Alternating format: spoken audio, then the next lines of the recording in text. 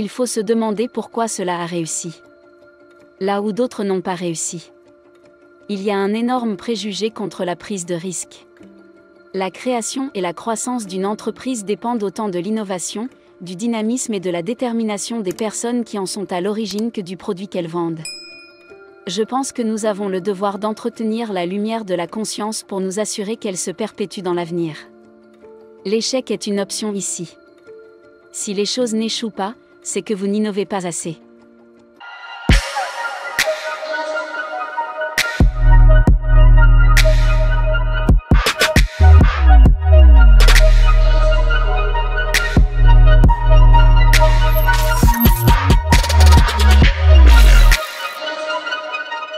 Être entrepreneur, c'est comme manger du verre et regarder l'abîme de la mort. Ne vous faites pas d'illusions en pensant que quelque chose fonctionne, alors que ce n'est pas le cas. Sinon, vous vous fixerez sur une mauvaise solution. Si vous êtes le cofondateur ou le PDG, vous devez accomplir toutes sortes de tâches que vous n'avez pas forcément envie de faire. Si vous ne vous acquittez pas de vos tâches, l'entreprise ne réussira pas. Aucune tâche n'est trop insignifiante. Prêtez vraiment attention aux commentaires négatifs et aux sollicitations, en particulier de la part de vos amis. Presque personne ne le fait. Et c'est incroyablement utile. Chez SpaceX, nous avons une politique stricte d'absence d'imbéciles. Je ne pense pas que ce soit une bonne idée de planifier la vente d'une entreprise. Le talent est extrêmement important. C'est comme une équipe de sport. L'équipe qui a le meilleur joueur individuel gagnera souvent. Mais la façon dont ces joueurs travaillent ensemble et la stratégie qu'ils emploient ont un effet multiplicateur. Il ne faut pas faire les choses différemment, simplement parce qu'elles sont différentes. Elles doivent être meilleures. Le produit de l'acquisition de PayPal s'est élevé à 180 millions d'euros. J'ai investi 100 millions dans SpaceX, 70 millions dans Tesla et 10 millions dans SolarCity. J'ai dû emprunter de l'argent pour payer le loyer. Vous êtes payé proportionnellement à la difficulté des problèmes que vous résolvez. Non, je n'abandonne jamais. Il faudrait que je sois mort ou complètement handicapé. Si vous avez besoin d'inspiration, ne le faites pas. Tout produit qui a besoin d'un manuel pour fonctionner est cassé. L'une des choses les plus difficiles est de trouver les questions à poser. Une fois que vous avez trouvé la question, la réponse est relativement facile. Pensez constamment à la façon dont vous pourriez mieux faire les choses. Il construisait une Ferrari pour chaque lancement, alors qu'une Honda Accord aurait pu faire l'affaire. Les fusées, c'est cool. C'est un fait indéniable. Si vous deviez acheter un nouvel avion à chaque fois que vous vous rendez quelque part, ce serait incroyablement cher. Il y a des différences importantes entre moi et Tony Stark. Par exemple, j'ai 5 enfants. Je passe donc plus de temps à aller à Disneyland qu'à organiser des fêtes. Tant de gens ont essayé de me dissuader de créer une société de fusées. C'était fou. Il doit y avoir des raisons de se lever le matin et de vouloir vivre. Pourquoi voulez-vous vivre ? Quel est le but ?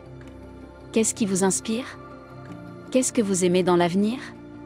Si l'avenir n'inclut pas le fait de vivre parmi les étoiles et d'être une espèce multiplanétaire, je trouve cela incroyablement déprimant. Si vous revenez quelques centaines d'années en arrière, ce que nous tenons pour acquis aujourd'hui semblerait magique, pouvoir parler à des gens sur de longues distances pour transmettre des images, voler, accéder à de vastes quantités de données comme un oracle.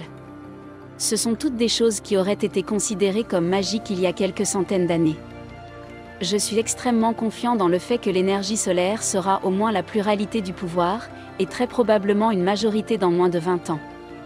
L'homme, qui doit être une espèce multiplanétaire, a prédit que d'ici 30 ans, la majorité des nouvelles voitures fabriquées aux États-Unis seront électriques. Et je ne parle pas de voitures hybrides. Je veux dire entièrement électriques. Ce que j'essaie de faire, c'est de faire une différence significative dans les vols spatiaux, et de contribuer à rendre les vols spatiaux accessibles à presque tout le monde. Je suis de plus en plus enclin à penser qu'il ne devrait pas y avoir de surveillance réglementaire, peut-être au niveau national et international, juste pour s'assurer que nous ne faisons pas quelque chose de très stupide. Pour que nous ayons un avenir passionnant et plein d'avenir, il faut que nous ayons une civilisation spatiale. Les gens travaillent mieux lorsqu'ils savent quel est l'objectif, et pourquoi il est important que les gens se réjouissent de venir travailler le matin, et qu'ils aiment travailler. Les grandes entreprises se construisent sur des produits de qualité. Je ne passe pas mon temps à pontifier sur des choses très conceptuelles. Je passe mon temps à résoudre des problèmes d'ingénierie et de fabrication. Je ne crée pas des entreprises pour le plaisir de créer des entreprises, mais pour faire avancer les choses. La création d'entreprises n'est pas à la portée de tout le monde. Pour créer une entreprise, je dirais qu'il faut avant tout avoir un seuil de tolérance élevé à la douleur. Être entrepreneur, c'est comme manger du verre et regarder l'abîme de la mort.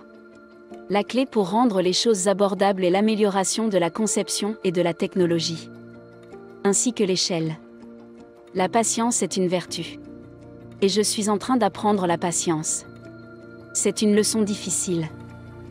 Je peux soit regarder ce qui se passe, soit y participer. En fait, je n'ai lu aucun livre sur la gestion du temps. Si vos clients vous aiment, vos chances de réussite sont nettement plus élevées. Il est important de considérer la connaissance comme une sorte d'arbre sémantique, assurez-vous de comprendre les principes fondamentaux, c'est-à-dire le tronc et les grandes branches. Avant d'entrer dans les feuilles, les détails, sinon il n'y a rien à quoi s'accrocher. Quand j'étais petit, j'avais vraiment peur du noir.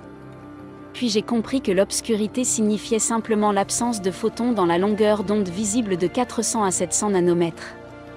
Je me suis alors dit que c'était vraiment idiot d'avoir peur de l'absence de photons, et je n'ai plus eu peur du noir. J'investis toujours mon propre argent dans les entreprises que je crée. Je ne crois pas à l'idée d'utiliser l'argent des autres. Je ne pense pas que ce soit une bonne chose. Je ne vais pas demander à d'autres personnes d'investir dans quelque chose si je ne suis pas prêt à le faire moi-même. Une chose que j'ai apprise au cours de ma longue vie, c'est que toute notre science comparée à la réalité est primitive et enfantine. Et pourtant, c'est la chose la plus précieuse que nous ayons.